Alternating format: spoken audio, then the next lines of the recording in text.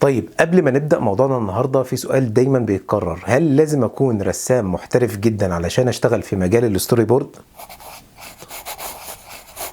هو من احسن الاجابات اللي انا سمعتها عن الموضوع ده انك مش شرط تكون رسام محترف جدا في خطوطك في الرسم، ولكن مهم جدا ان انت يكون عندك احساس عالي قوي بالمشاهد اللي هتتصور، او يكون عندك تخيل كويس للحاجه اللي انت بتعمل لها الستوري بورد. يعني مثلا لو هتصور فيلم مكون من عده مشاهد، مهم جدا احساسك بالمشاهد، ومهم جدا ادراكك للمشهد وتكويناته. انا شخصيا شفت ناس مش متمكنين من الرسم بصوره كبيره، ولكن عنده احساس عالي قوي بشغل الستوري بورد وبيشتغل ستوري بورد كويس جدا.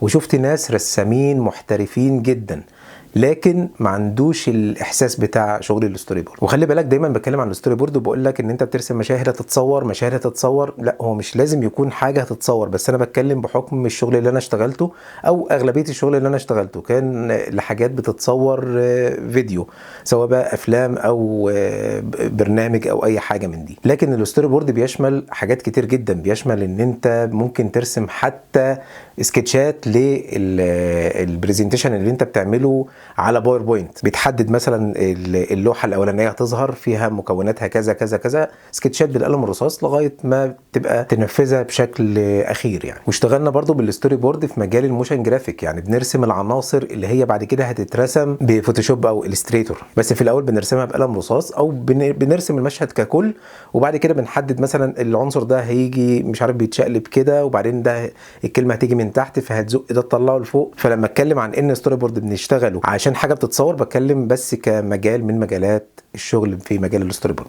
زي ما اتكلمنا قبل كده ان الموضوع مش بس اهميته في انك بتوفر وقت وطاقه، وانك بتبقى عارف الشغل اللي انت داخل تصوره او الشغل اللي انت داخل تنفذه ويبقى عندك تخيل كامل والكلام ده، لا في كمان جزئيه تسويقيه مهمه جدا. ان انت لو انت مقدم لعميل فكره هتصورها له او اعلان او اي حاجه من دي، فبتقدم معاها الستوري بورد. الستوري بورد انت بتقدم للعميل الشكل التخيلي، والله احنا ده تخيلنا للمنتج بتاعك هيتصور بالشكل ده، اللي هو عندنا فكره للفيديو كامل هيبقى المشاهد مكونه من العناصر اللي قدامنا دي، وممكن نقدمها يا اما ستوري بورد كامل، في ناس بتقدمه كامل، يا اما بتقدم بعض المشاهد كنموذج. فاكيد هتفرق وبتديك حته قوه كده، ان انت بس مش بس مقدم الفكره مجرد سكريبت مكتوب او الفكره مكتوبه في سطور، لا انت مقدم كمان كام مشهد كده حاجه من عندك، فبيدي قوه ليك. فهنا بيبقى دورك كرسام ستوري بورد انك بتبقى عنصر قوي جدا في التيم او الشركه اللي مقدمه العرض بتاعها او مقدمه الفكره بتاعتها. بيبقى انت برضو بتمثل عنصر قوه في ان يتم اختيار الفريق ده بالذات هو اللي يشتغل، لان انت مقدم فكره واضحه جدا. ده غير طبعا انك لو دخلت حيز التنفيذ، يعني مثلا انت مقدم لشركه بتقول لهم والله احنا ممكن نعمل لكم فيديو اعلاني او حاجه،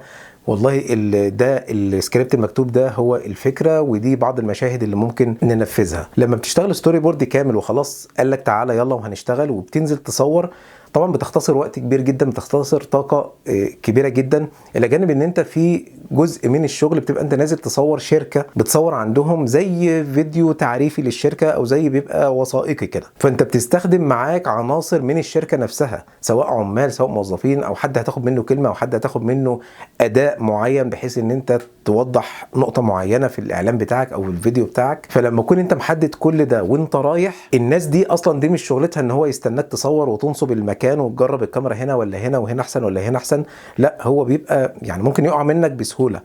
فلما يقع منك هو كعنصر اساسي من الفيديو اللي انت شغال فيه او من المنتج اللي انت بتشتغل فيه، سواء بقى كان فيديو او اي حاجه، ده بيوقعك انت كتيم. فانت في النهايه بتحافظ على شغلك، بتحافظ على جوده شغلك، بتحط اساس صح علشان تبني عليه حاجات صح بعد كده. وشوفنا ناس بتنزل ترتجل في وقتها، وده طبعا بيبقى حاجه مش لطيفه خالص. فده ممكن يعطلك لو انت حتى نازل تصور بكاميرتك انت الشخصيه والترايبود بتاعك مفيش ادوات. تخيل بقى لو انت معاك ادوات كبيره وحاجات مدفوعه عليها فلوس، ده غير لو انت حاجز لوكيشن مثلا بتصور فيه، محتاج كل ده تكون انت بتنجز بسرعه جدا. طب في نقاشات حول بقى اللقطه لا ما تبقاش من هنا تبقى من هنا، ده بقى واحنا قاعدين على الورق بنرسم. تعالى بقى نرجع للنقطه اللي اتكلمنا فيها في الاول، هل لازم اكون رسام كويس جدا علشان ارسم ستوري بورد، ولا ممكن اكون برسم مش قوي بس بطلع المشاهد؟ انا عن نفسي تعرضت لنوعين من الستوري بورد، في اللي احتجت ان انا ارسم فيه بدقه عاليه قوي، وفي اللي انا احتجت ان انا ارسم فيه بدقه مش قوي، يعني دي بقى زي سكتشات ولكن المشهد في الاخر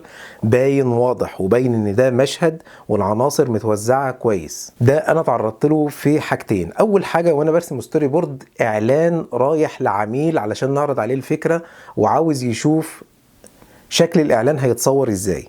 فده كان بصراحة كانت حاجة خنيقة جدا. يعني عارف انت بقى بترسم تفاصيل التفاصيل، والايد لازم تكون مش عارف مظبوطة جدا، لا اللبس، لا نعدل في حتى السجادة اللي مفروشة على الارض في المشهد، شكل النجفة، شكل الانتريه اللي قاعدين عليه، شكل كل حاجة، الاضاءة جاية منين والاضاءة قوتها عاملة ازاي، والحاجات دي كلها تفاصيل التفاصيل. والرسم يكون واضح جدا ويبقى يعني مرسوم باقصى دقة تقدر توصل لها. وفي نوع تاني اللي انت بترسم سكتشات بسرعة، مش بسرعة اللي هو اختصارا للوقت، ولكن بقى انت مش بتدقق في حاجات كتير. يعني مثلا زي الملابس، هو الملابس ممكن يكون ده قميص وبنطلون، بعد كده احنا بقى في التصوير بيبقى بنحدد بقى الملابس عامله ازاي وقتها. ده بقى لما اكون برسم ستوري بورد رايح للمخرج، اللي رايح للمخرج هو بس عاوز يبقى عنده زي خطه هيصور المشاهد بتاعته ازاي، او احنا بنفكر المشاهد هتتصور ازاي وتوزيع العناصر في المشهد هيبقى عامل ازاي. ده انا حبيته اكتر لان حسيت ان انا بشتغل براحتي اكتر، ببقى عايش قوي المشهد مش عايش التفاصيل الرسم. يعني ببقى هنا بقى زي مخرج متقمص دور المخرج،